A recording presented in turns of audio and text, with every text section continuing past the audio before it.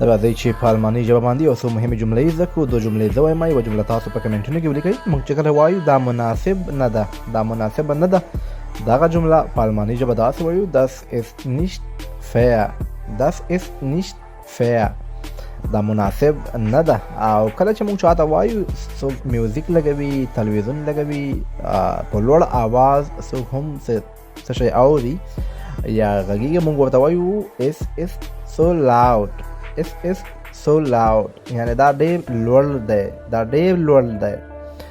او کله چې موږ چاته وایو دا ولې دومره وخت نیسي، یو چاته څه وایي چې دا کار وکړه هغه ډېر وخت نیسي، تاسو ورته دا ولې دومره وخت نیسي.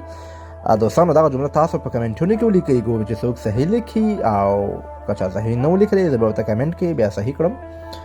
غواړم چې تاسو هم یاد کړئ او ستاسو تمرین هم وشي چې همیشه به مو دغه جمله په یاد وي.